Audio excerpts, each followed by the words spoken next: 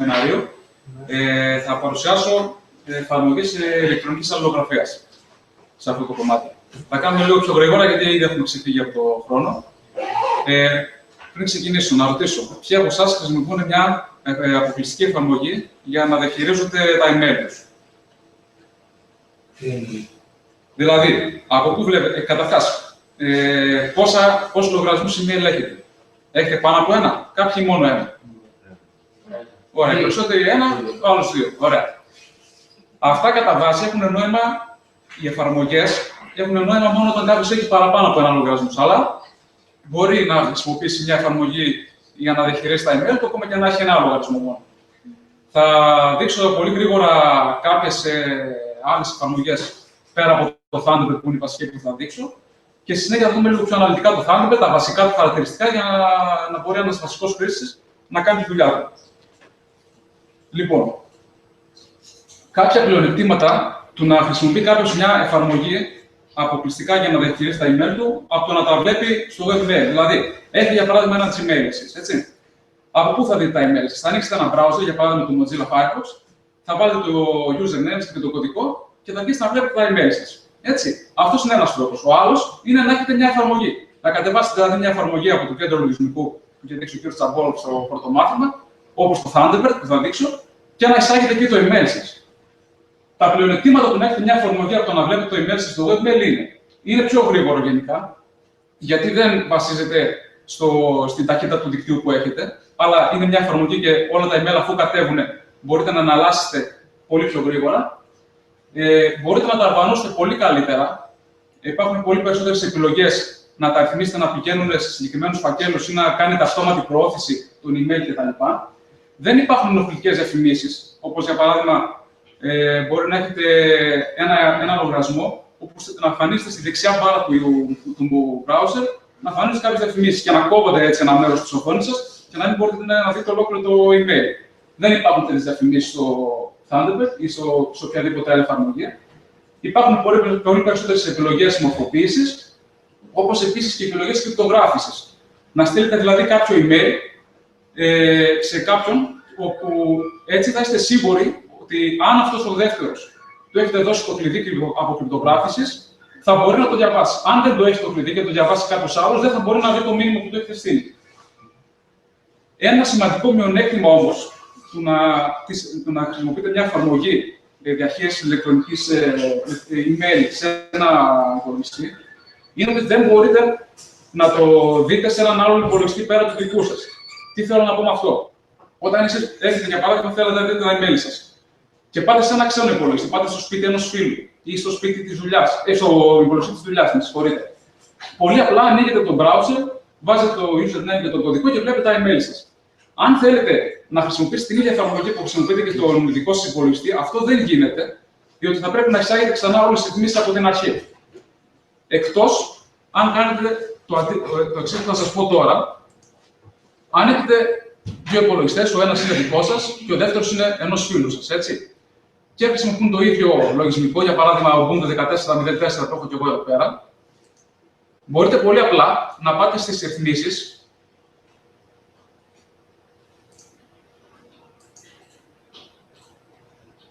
Βλέπετε εδώ, στο τελεία, δεν βλέπετε τίποτα. Γιατί συμβαίνει αυτό? Λοιπόν, βλέπετε εδώ πέρα, στο τέλος Thunderbird. Εδώ είναι όλες οι ρυθμίσεις που έχετε εισάγει στην εφαρμογή Thunderbird για τα email. Αν πολύ απλά αντιγράψετε αυτό το φάκελο, το κάνετε αντιγραφή στον υπολογιστή του φίλου σας, αυτομάτως όλα τα email, τα δικά σας, θα εμφανιστούν στον υπολογιστή του φίλου σας. Έτσι μπορείτε να τα δείτε. Βέβαια, μόνο με αυτόν τον τρόπο. Διαφορετικά θα πρέπει να εγκαταστήσετε την εφαρμογή από την αρχή και να εισάγετε όλα τις ρυθμίσεις των email.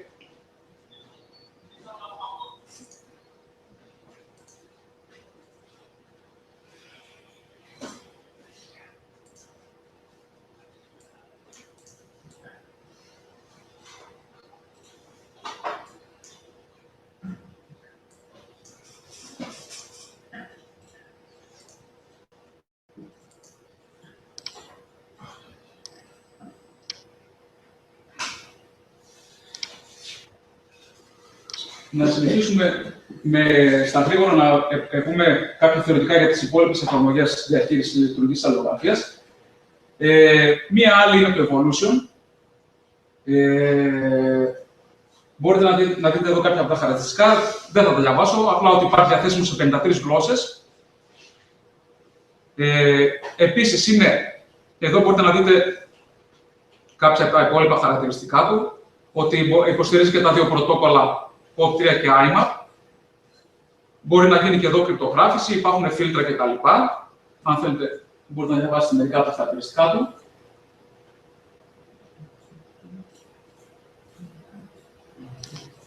Εδώ σε αυτό το screenshot μπορείτε να δείτε περίπου πώς μοιάζει. Δεν ξέρω, έχει κανείς σε επαφή, έχει δει ποτέ άλλη εφαρμογή διαχείρισης ηλεκτρονικής αλληλογραφίας, όπως παλιά το Microsoft Outlook που υπήρχε και που υπάρχει ακόμα στα Windows. Κάπως έτσι μοιάζει. Αυτό είναι το κεντρικό παράθυρο. Όταν εισάγετε το email σας, το λογαριασμό σας, όπως εδώ, εμφανίζεται στην αριστερή μπάρα. Τα εισερχόμενα, όλοι οι φάκελοι που είναι καταχωρημένοι, σύνταξη μηνύματος κτλ. Όλα τα γνωστά. Επίσης, πέρα από το Evolution υπάρχει το Close Mail. Και εδώ κάποια από τα χαρακτηριστικά του. Είναι διαθέσιμο όπως και το Evolution και το Thunderbird, θα πούμε συνέχεια και σε Windows. Εδώ στο περίπου πώς μοιάζει.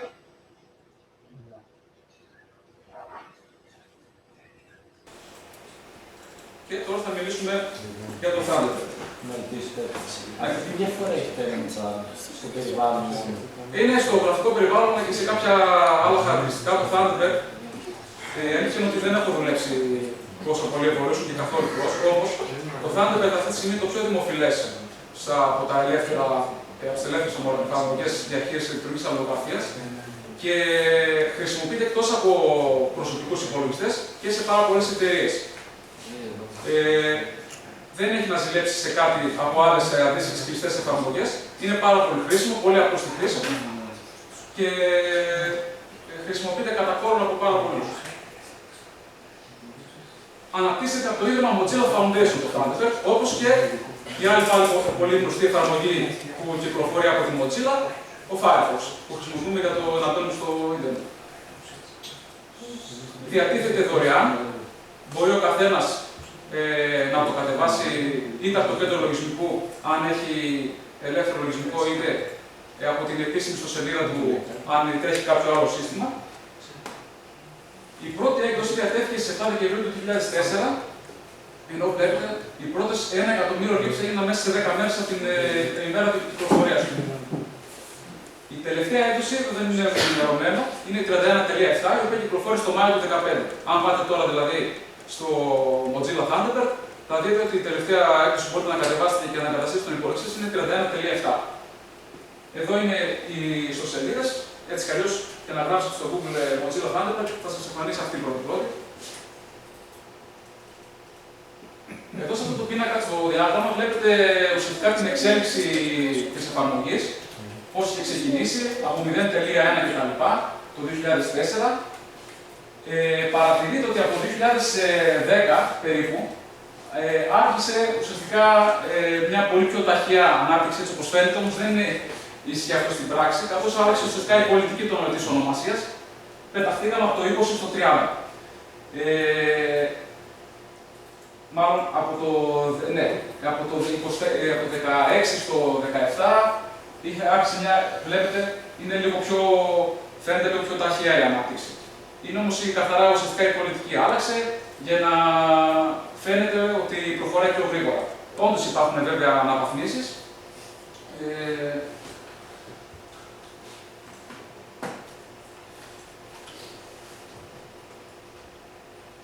Στόχος λοιπόν αυτό που είπα είναι η δημιουργία ενός απλού και εύκολου στη χρήση πελάτη εφαρμογής ηλεκτρονικού ταχυδρομείου και ροής πληροφοριών. Υποστηρίζει και RSS, ειδήσεις δηλαδή.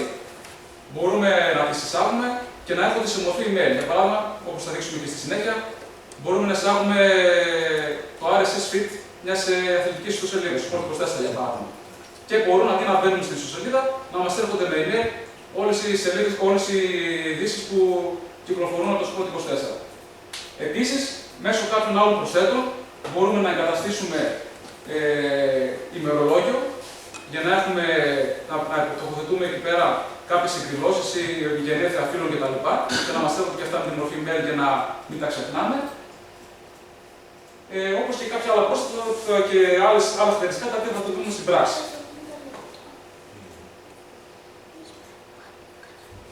Κάποια από τα χαρακτηριστικά του.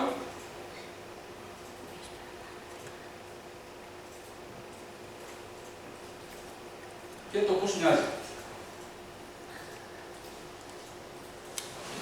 Πάμε λοιπόν να το δούμε στην πράξη. Εσείς τώρα αυτή τη στιγμή, επειδή οι περισσότεροι δεν είναι συνδεδεμένοι στο δίκτυο, δεν θα μπορείτε να εισάγετε κάποιο λογαριασμό, δεν σας έχουν προμηθεύσει με κάποιο email για να το εισάγετε. Οπότε για τα υπόλοιπα 25 λεπτά περίπου, ουσιαστικά θα παρακολουθείτε μόνο. Ανοίγουμε λοιπόν την εφαρμογή, εγώ την έχω ήδη εγκατεστημένη. Ανοίγοντας την εφαρμογή, αν θέλετε μπορείτε να την ανοίξετε κι εσείς, πιστεύω είναι στο Live CD. Θα πάτε λοιπόν, πρέπει να είναι στο εφαρμογές διαδίκτυο Mozilla Thunderbird. Θα σας εμφανίσει αυτό το παράθυρο. Τώρα, μέσα στο Thunderbird, όταν το ανοίγετε για πρώτη φορά, φυσικά δεν έχει κάποιο λογαριασμό email μέσα. Θα πάμε να το εισάγουμε εμείς. Πάμε εδώ πέρα στο Create New Account και email. Στο επόμενο παράθυρο που ανοίγει, μας λέει αν θέλουμε να ψάξουμε από την αρχή ένα καινούριο λογαριασμό. Εμείς πατάμε όχι, γιατί θέλουμε να εισάγουμε για παράδειγμα το δικό μας λογαριασμό, το Gmail για παράδειγμα. Παράκαμψη αυτού και χρήση της υπάρχουσας διεύθυνσής μου. Οπότε μας ζητάει να καταχωρήσουμε το email μας και τον κωδικό. Πληκτρολογούμε λοιπόν.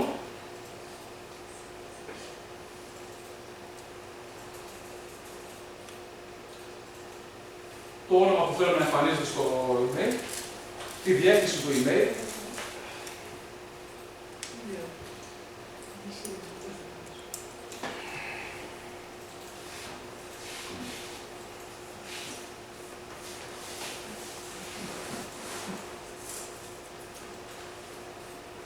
και το κωδικό.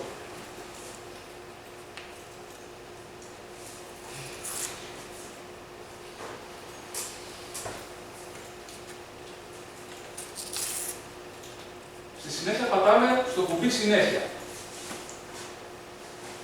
Τώρα, αυτή τη στιγμή, επειδή ουσιαστικά θα προχωρήσουμε με την αυτόματη ρύθμιση του email, δεν θα δούμε τις χειροκίνητες ρυθμίσεις. Ο Mozilla, το Thunderbird, ψάχνουμε μέσα από μια online βάση δεδομένων τις ρυθμίσεις. Οπότε θα το αφήσουμε να το κάνει μόνο του. Η επόμενη επιλογή που μας εμφανίζει είναι μέσω ποιανού πρωτοκόλλου θέλουμε να συνεχίσουμε την εισαγωγή του email. Υπάρχουν δύο γενικά. Τα δύο βασικά. IMAP και POP3.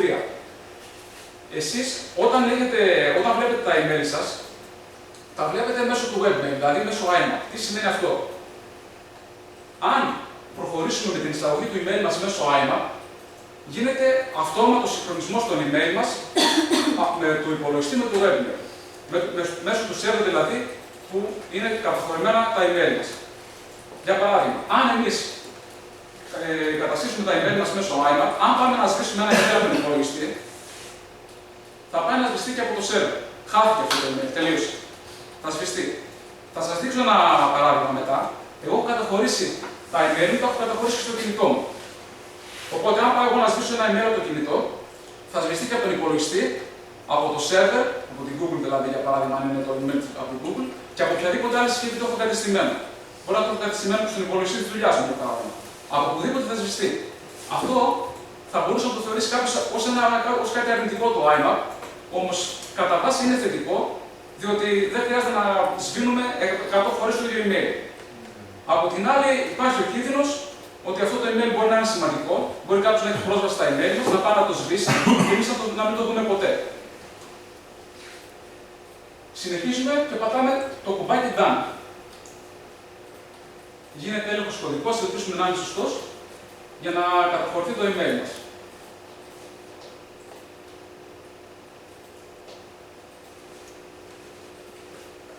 Από την άλλη, το POP3, ό,τι email έρχεται στο Thunderbird, δεν υπάρχουν αλλαγές σε σχέση με το web server. Δηλαδή, αν πάω εγώ, ωραία, τέλεια, μας το έκανε εισαγωγή το email μας, όπως βλέπετε εδώ πέρα,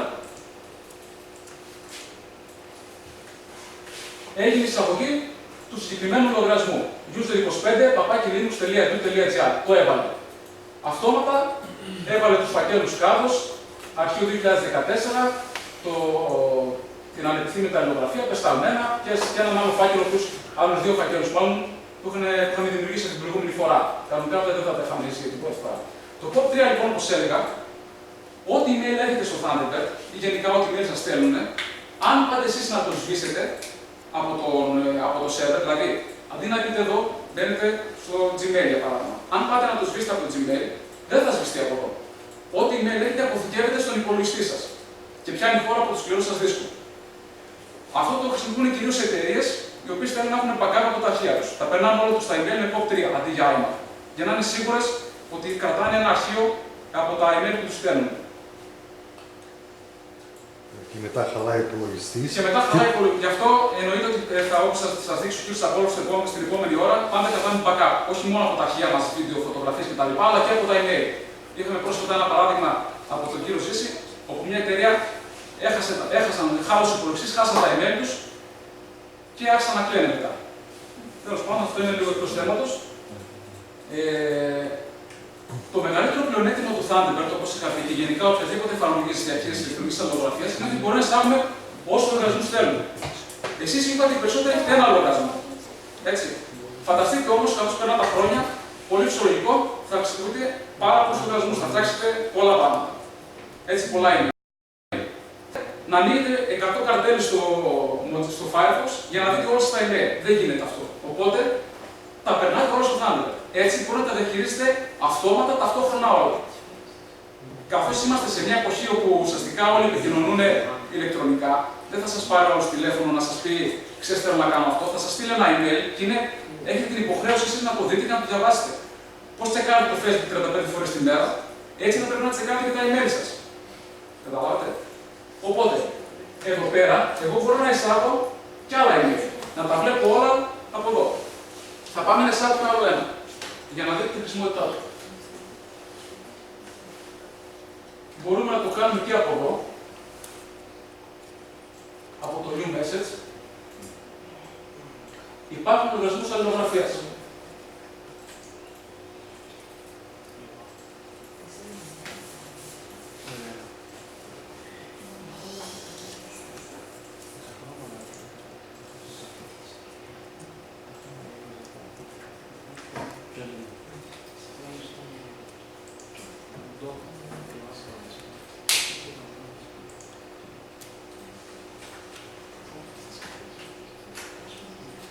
Βλέπετε ότι με εμφάνισε και το δεύτερο email, το δεύτερο λογαριασμό μάλλον, τον οποίο έκανε εισαγωγή.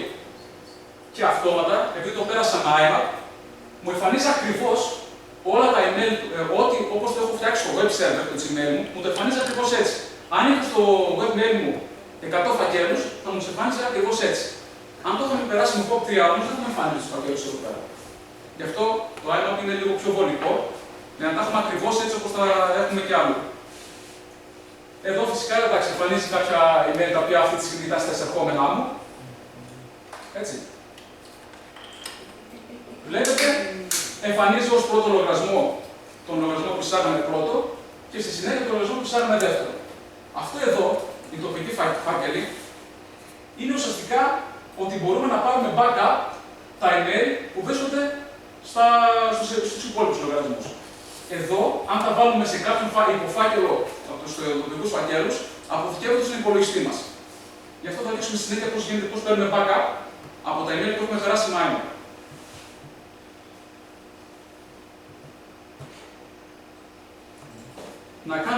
Να δείξουμε το συγχρονισμό τώρα, για να το δείτε στην πράξη. Θα πάμε σε ένα email στα εισερχόμενα το Gmail.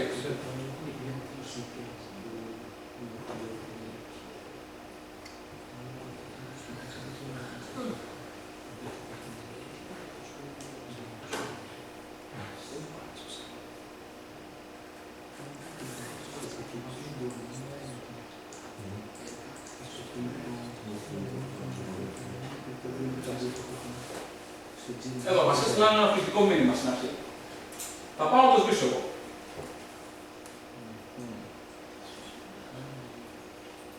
Πατάω λοιπόν το delete για να σβησέψω το πρώτο μήνυμα.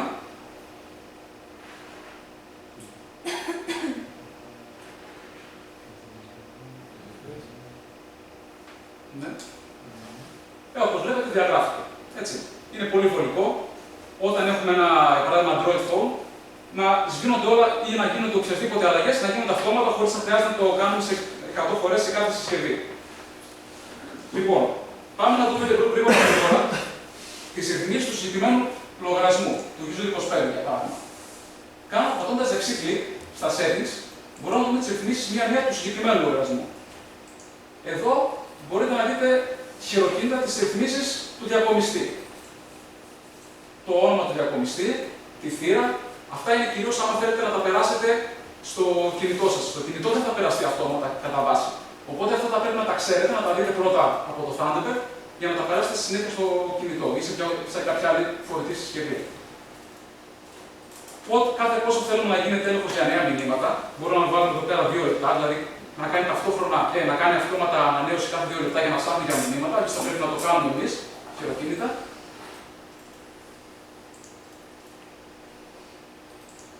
Σύνταξη και διευθυνσιοδότηση. Μπορούμε να κλικάρουμε το χρήση υπογραφής στις προωθήσεις. Αυτά είναι κάποιες ρυθμίσεις με ψηλά γράμματα, όμως είναι σημαντικά. Αυτά γενικά τα κάνετε όπως θέλετε εσείς. Αν θέλετε να μην εμφανίζεται η υπογραφή σας όταν θέλετε να προωθήσετε ένα μήνυμα, μπορείτε να μην το κλικάρετε. Γενικά όμως το κάνουμε αυτό. Ρυθμίσεις ανεπιθύμητων, συγχρονισμός και αποθηκευτικός χώρος. Έχει διάφορες ρυθμίσεις. Βεβαιώσεις ανάγνωσης.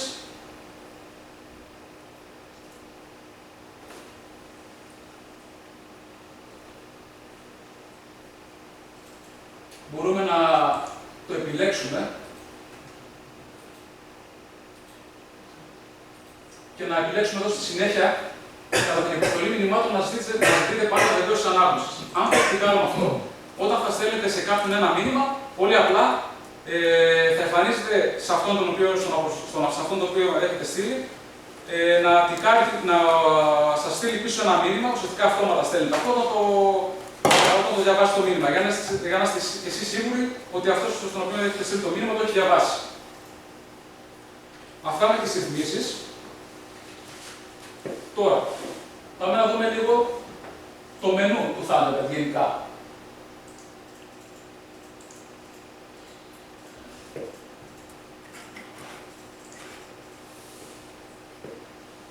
Έχουμε κλασικά, αν πάτε το διεύθυνο πάνω, γενικά επιλέγοντας κιόλας από τις προτιμήσεις στην εργαλειοθήκη μενού. Υπάρχει το αρχείο. Να επιλέξουμε και κάποιο μήνυμα κιόλας για να είμαστε λίγο πιο συγκεκριμένοι. Μπορείτε να κάνετε προεπισκόπηση του μηνύματος. Μπορείτε να το εκτυπώσετε. Μπορείτε να κάνετε σύνδεξη φακέλων ή αποθήκευση του μηνύματος.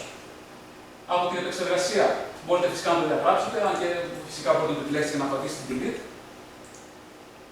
Από την προβολή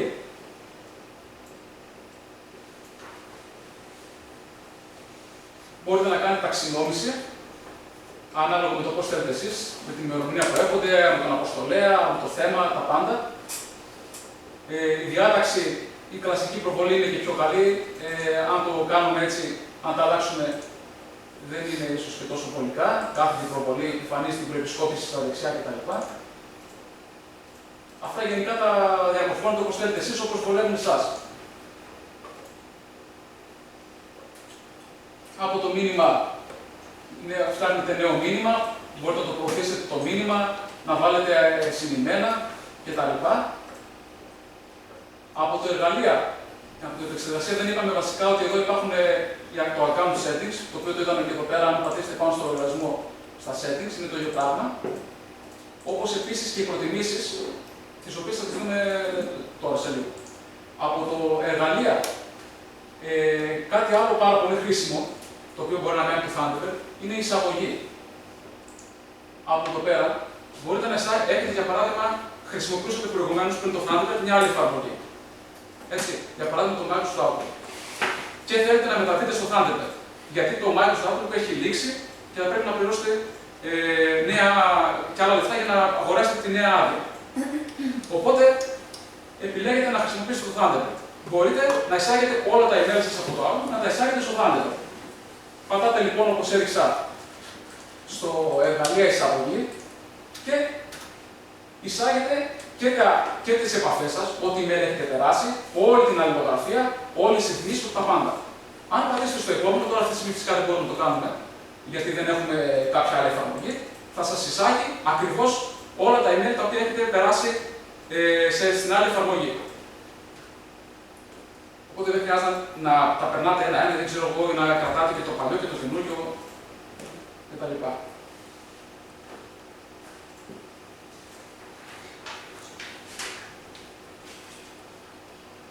Και βοήθεια, έχουμε τα περιεχόμενα της βοήθειας, αντιμετώπιση προβλημάτων, επανεκκίνηση με ανενεργά τα πρόσθετα, μπορεί να έχετε εγκαταστήσει κάποια πρόσθετα, όπως θα δείξουμε στη συνέχεια. Και θέλετε να ανοίξετε το Thunderbird χωρίς αυτά τα πρόσθετα.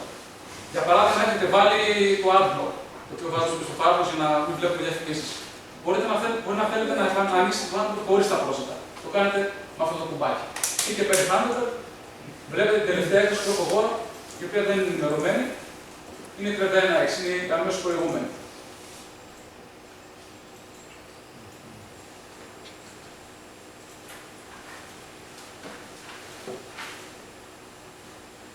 Επίσης, από τα εργαλεία ξέχασα να πω ότι μπορείτε από το ευεργετήριο διευθύνσεων να αρχίσετε να περνάτε τα email των επαφών σας, των φίλων σας, για παράδειγμα, ή τον συνάδελφό σας.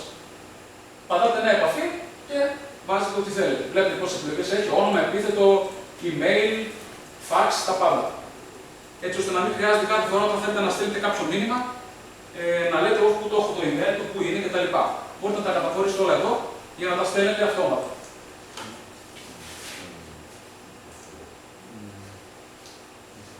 Πάμε λοιπόν αυτό που σας είπα πριν, να δούμε τις προτιμήσεις του Thunderbird. Έχει τα γενικά. Όταν ξεκινά ο Thunderbird εμφανίζεται η αρχική σελίδα στην περιοχή μηνύματος. Όταν φτάνουν νέα μηνύματα, εμφάνιση μιας ειδοποίησης. Είναι τικαρισμένο εδώ πέρα. Μπορεί να θέλετε να παίζει και ένας ήχος, όπως είναι προεπιλεγμένο. Ή μπορεί να μην θέλετε, να εμφανίζεται ένας ήχος. Δηλαδή, αν έχετε κάποια ηχεία στον υπολογιστή, ακούγεται ένα πραγματάκι. Στην εμφάνιση, είναι η εμφάνιση της γραμματοσυράς. Μπορείτε να αλλάξετε τη γραμματοσυρά του μηνύματος που στέλνετε, το μέγεθος των γραμμάτων, τα χρώματα, κατά τη σύνταξη.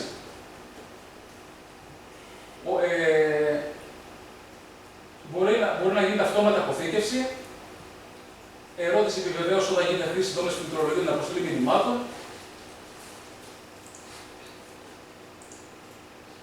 ορθογραφικός έλεγχος να γίνεται κατά την πληκτρολόγηση, να είναι αυτόματος δηλαδή.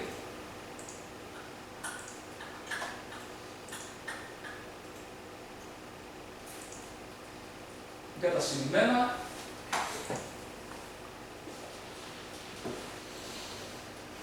Εδώ αυτό μπορούμε να το ξεπικάλουμε. Πάντα έχουμε στην εκκίνηση για το αν θέλουμε την προεπιλεγμένη μορφή αλληλογραφίας. Έτσι κι αλλιώς μία θα έχουμε συνήθως στον υπολογιστή μας, σπανίως να έχουμε παραπάνω από μία. Εμφάνιση και ανάγνωση. Ανάγνωση του email, όταν πάμε δηλαδή και διαβάζουμε ένα email, να εμφανίζεται ότι έχει αναγνωστεί άμεσα. Αποθηκευτικός χώρος.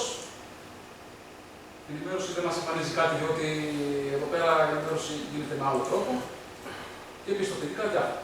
Λοιπόν, να συνεχίσουμε, να μην μείνουμε σε αυτά. Μπορείτε να τα ψάξετε κι εσείς. Πριν δούμε στην πράξη πώς δουλεύει αυτό, να στείλουμε ένα μήνυμα κτλ. Ας δούμε δύο άλλα πραγματάκια ακόμα. Να δείξουμε τα πρόσθετα, πώς εισάγουμε κάποιο πρόσθετο. Όταν πάμε να γράψουμε ένα νέο μήνυμα από τη σύνταξη και για παράδειγμα επιλέγουμε, μπορείτε να δείτε και από εδώ, δηλαδή μας εμφανίζει από ποιο από τους δύο λογαριασμούς θέλουμε να στέλνουμε ένα μήνυμα, από το MyLife, από το User25 ή από τον άλλο λογαριασμό που εισέβγαλε το Σάββας. Άμα θέλουμε, το στέλνουμε από εκεί. Γράφουμε εδώ για παράδειγμα, ξέρω εγώ, μια άλλη διεύθυνση.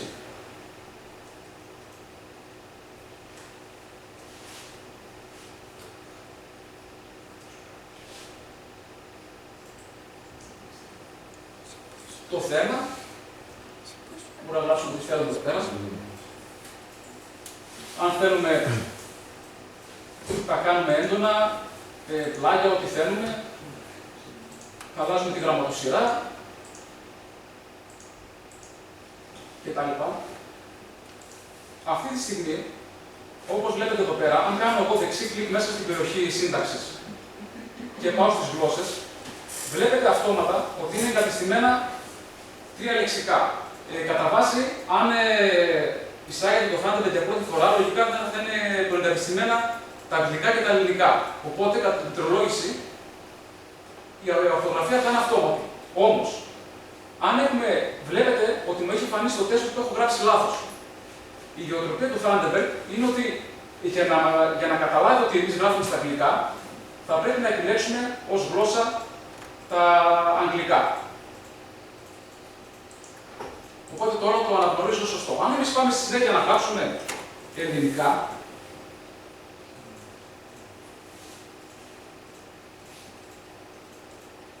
θα το γράψουμε λάθος για να το καταλάβει ως λάθος.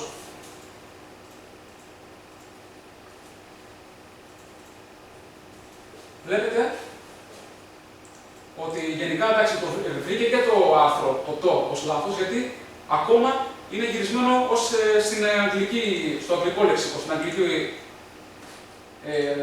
ορθογραφία. Αν πάω να το κάνω το γύρω στα ελληνικά, μας το βρίσκει λάθος. Και το φυσικά το βρήκε σωστό. Τέλος πάντων, αυτά είναι μικρολεπτομέρειες. Αυτό ήθελα να δείξω από την ορθογραφία. Αν θέλουμε να εισάγουμε κάποιο άλλο λεξικό, μπορούμε να πατήσουμε προσθήκη λεξικών. Γενικά δεν υπάρχει πολύ ενδιαφέρον. Θα σας είναι όμως πολύ χρήσιμο το Thunderbird όταν θα έχετε πολλούς εργασμούς. Για παράδειγμα, έχετε εσείς τώρα λογικά έχετε παραπάνω από ένα email. Και αυτό γιατί? Δεν μπορεί να έχετε μόνο ένα email και να το έχετε βάλει αυτό σε όλα τα κοινωνικά μέσα δικτύωσης που έχετε. Εκτός αν το έχετε κάνει, δεν ξέρω. Καταρχάς, αν έχεις κινητά σε ένα Samsung, σου ζητάνε μόνο Gmail. Δεν δέχεται κάτι άλλο. Οπότε αναγκαστικά δημιουργείς ένα Gmail. Και αυτό... Ας πούμε, εγώ είχα Windows Live. Και δεν το έπαιρνε, δεν ξέρω κάτι. Και έπρεπε να δημιουργήσω. Δεν το έπαιρνε γιατί μάλλον δεν είχες εισάγει σωστά τις ρυθμίσεις. Γι' αυτό. Όλα τα Android μπορούσαν να τοποθετήσεις όσα οργανισμούς θέλεις. Αρχικά έπρεπε να κάνω ένα Gmail. Τώρα έχω βάλει και το δικό μου το Windows Live. Το έχω και να διαμορφήσω. Οπότε, όπως ακριβώς θα έχεις εισάγει στο κινητό σου, έτσι μπορείς να εισάγεις στο προσωπικό σου υπολογιστή. Και αν τα εισάγεις με iMac, όπως είπαμε, μπορείς να τα διαχειρίζεσαι ταυτόχρονα. Αν θέλουμε να εισάγουμε και άλλη φωτογραφία, όπως βλέπετε, πάμε από εδώ, εισάγουμε, ξέρω εγώ, ό,τι θέλουμε. Μπουργκάκια. Πατάμε, ας πάμε να εισάγουμε, ξέρω εγώ, κροατικό λεξικό από τα πρόσθετα. Πατάμε στη λήψη λεξικού. Δυστυχώς δεν είναι το συγκεκριμένο available για την δικιά μας έκδοση, οπότε πάμε σε μια λίγο πιο mainstream γλώσσα.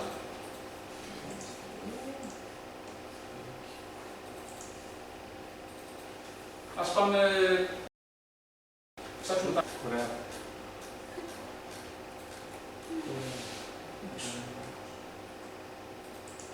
Πατάμε λήψη λεξικού και στη συνέχεια στο άλλο Thunderbird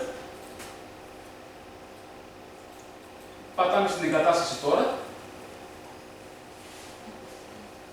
και λογικά δεν χρειάζεται να συνήθως όταν εγκαταστούμε κάποιο πρόσωπο χρειάζεται επανεκτίμηση του Thunderbird, στη στιγμή που μάλλον δεν χρειάζεται. Οπότε να πάμε ξανά στη συνέχεια στη σύνταξη, να γυρίσουμε στη σύνταξη.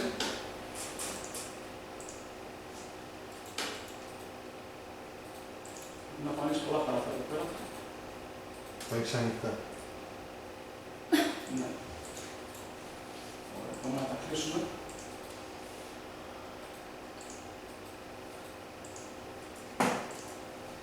Αν πάμε τώρα εδώ πέρα, θα δείτε ότι στις γλώσσες έχουν προσθεθεί και τα ρώσικα.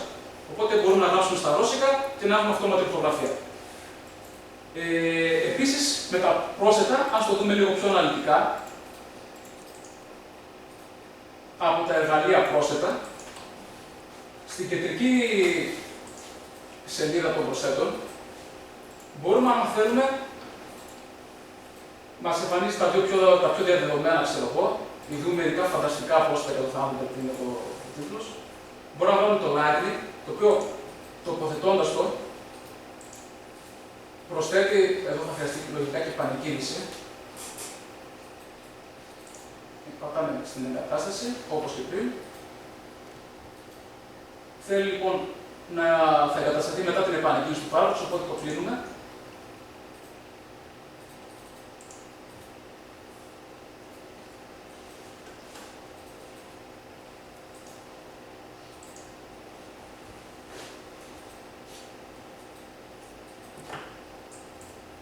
Και αν το δείτε, πώς το φέρω εδώ.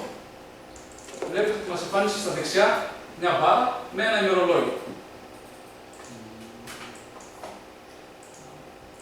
Εδώ μπορούμε να προσθέσουμε διάφορες ειδοποιήσεις αν θέλουμε. New event, να βάλουμε, ξέρω εγώ, ότι σήμερα είναι, ξέρω εγώ, τα γενέθλια ενός φίλου μας κτλ. Από εδώ μπορούμε να εγκαταστούμε και άλλα πρόσθετα. Το adblock κτλ. Να μην τα δείξουμε. Πάμε να δούμε τα φίλτρα.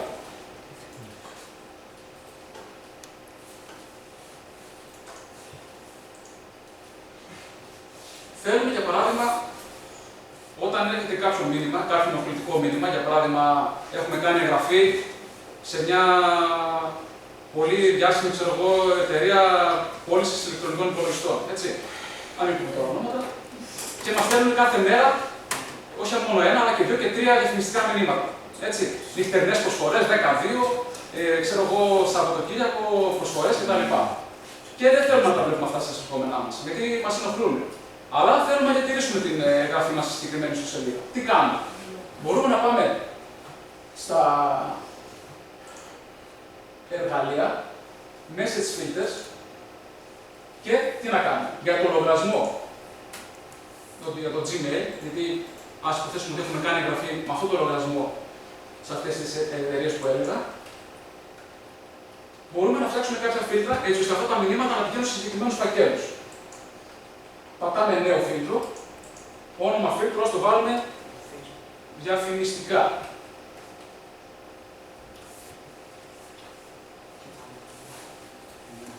Και εδώ. Θα επιλέξουμε την επιλογή τέριανα οποιοδήποτε από τα παρακάτω, οτιδήποτε από τα παρακάτω που θα βάλουμε ισχύει, θα συμβαίνει μετά κάτι άλλο, μια άλλη ενέργεια. Δηλαδή, ό,τι έρχεται από, για παράδειγμα, ας βάλουμε banggood.com, μια κινέζικη εταιρεία, ή αν θέλουμε να βάλουμε κάτι άλλο, να βάλουμε πλαίσιο, media, αυτό τι θέλουμε. Τότε θα μετακινεί το μήνυμα στον φάκελο choose folder από τον λογαριασμό HTML3 Gmail στο διάφορα. Σε αυτόν εδώ το φάκελο. Θα το πηγαίνει αυτόματα εδώ. Και πατάμε OK. Τώρα, βλέπετε ότι έχει δημιουργηθεί το φίλτρο. Όμως, εκτός από αυτό, την αυτόματη δηλαδή μετακίνηση των μηνυμάτων, μπορείτε να κάνετε και αυτόματη προώθηση, που είναι και αυτό πολύ κρίσιμο. Για παράδειγμα, σας στέλνει, ξέρω εγώ, κάποιος στις 6 ώρα το πρωί ένα μήνυμα, κάθε μέρα. Ένα σημαντικό μήνυμα. Το οποίο αυτό το μήνυμα πρέπει να το λάβει και ένας άλλος. Για να μην ξυπνάτε κι εσείς 6 ώρα το πρωί, μόλις σας στείλει αυτό το μήνυμα για να το προωθήσετε σε κάποιον, τι μπορείτε να κάνετε? Πάλι από, ξέρω εγώ, περιέχει, για παράδειγμα, κρατήσεις ή ξέρω εγώ, ό,τι άλλο θέλετε μπορείτε να βάλετε. Ας υποθέσουμε ότι έχει παραμονική σε ένα τουριστικό γραφείο. Κρατήσεις. Τότε γίνεται προώθηση και βάζετε το αντίστοιχο email. Έτσι λοιπόν, κάθε φορά αυτό το μήνυμα θα προωθείται αυτόματα σε έναν άλλο λογαριασμό, σε ένα άλλο email.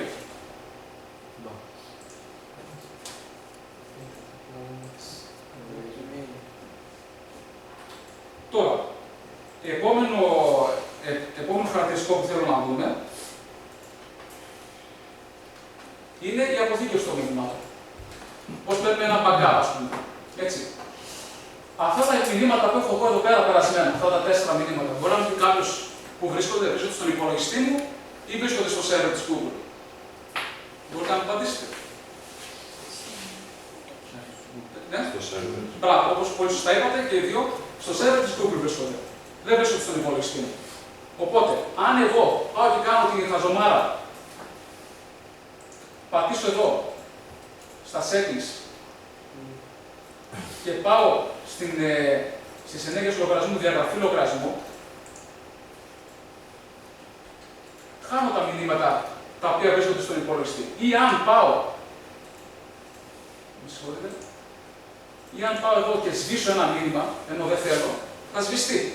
Δεν θα υπάρχει πουθενά. Γιατί αν το σβήσω από το Thunderbird, όπως είπαμε, επειδή συγχρονίζει αυτόματα, θα σβηστεί και από το server.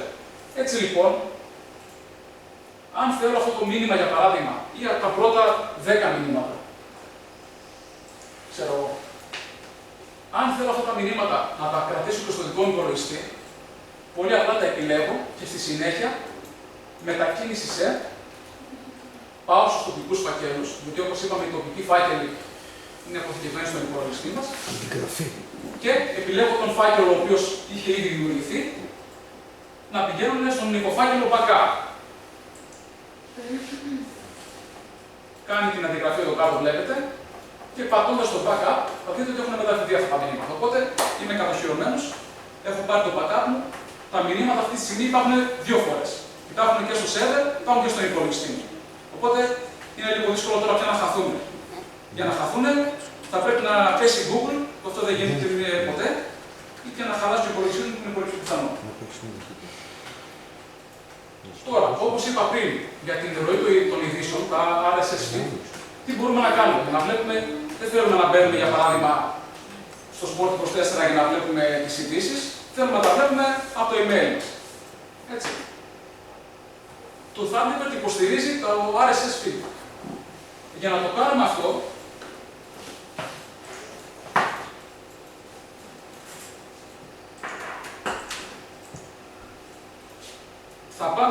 θα πληκτρολογήσουμε τη συγκεκριμένη ιστοσελίδα που μας ενδιαφέρει και που θέλουμε να αναβάλουμε ειδήσεις. Για παράδειγμα, εδώ η συγκεκριμένη αυτοκινητική ιστοσελίδα. Έτσι. Βλέπετε τα τελευταία νέα τι έγινε. Και στη συνέχεια, πατώντας αυτό το εικονίδιο, μας εμφανίζει κάποιες άλλες πληροφορίες για τη συγκεκριμένη ιστοσελίδα. Η συγκεκριμένη ιστοσελίδα υποστηρίζει ροή ειδήσεων. Οπότε, πάμε και αντιγράφουμε αυτό το link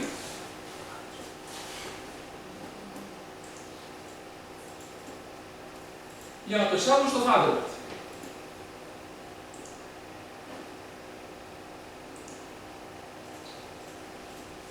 Πατώντας στα αρχεία ροής, πατάμε, μας εμφανίζει πώς θέλουμε να ονομάσουμε αυτό το νέο λογαριασμό, γιατί ουσιαστικά είναι ένας νέος λογαριασμός.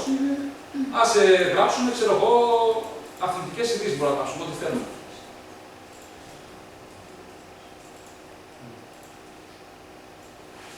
Πατάμε επόμενο και στη συνέχεια τέλος. Βλέπετε, μας έχει εμφανίσει το νέο λογαριασμό.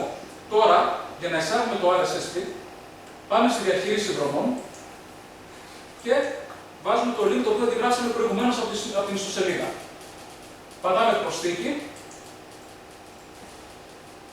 και βλέπετε, εισάγει σιγά σιγά τις ειδήσεις που λέγαμε, οι οποίες έρχονται πια σε μορφή email μέσα στο Thunderbird. Όπως βλέπετε, τις τελευταίες ειδήσεις. Έτσι. Πατήσουμε να ταξινομηθούν τα μηνύματα και με σειρά ημερομηνίας, όπως βλέπετε εδώ πέρα.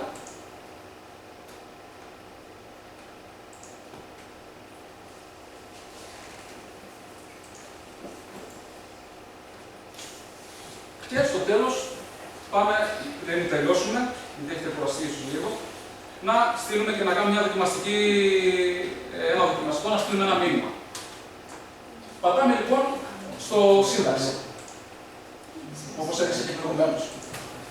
Έτσι, μπορούμε να γράψουμε το email του αποστολέα, του αποδέκτη, με συγχωρείτε.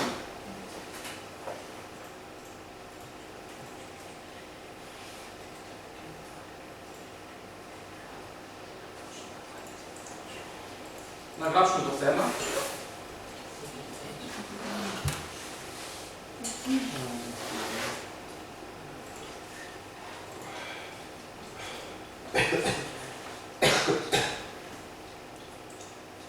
Και στη συνέχεια μπορούμε να γράψουμε εδώ πέρα ό,τι θέλουμε.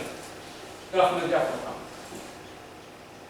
Από την επισύναψη μπορούμε να επισυνάψουμε κάποιο αρχείο, εικόνα, έγγραφο, οτιδήποτε, το οποίο φυσικά δεν πρέπει να υπερβαίνει ένα συγκεκριμένο μέγεθος MB.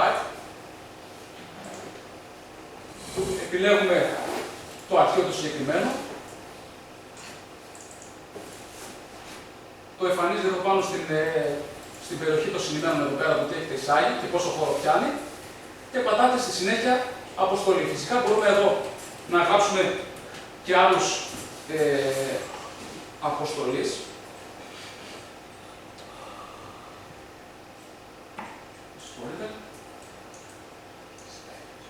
Και άλλους αποδέκτες.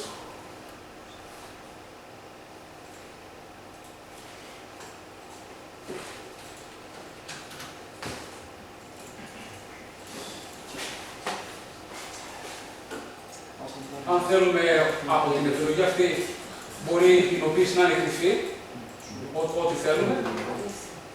Και στη συνέχεια πατάμε στην αποστολή.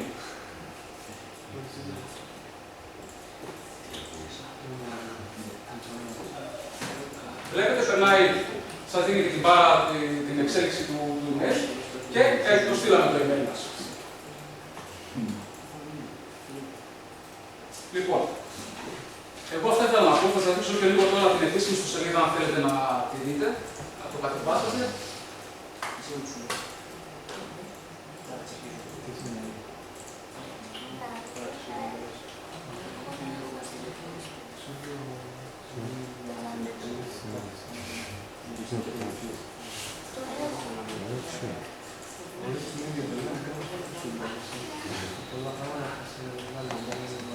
Αυτή λοιπόν είναι επίσημη στο σελίδα.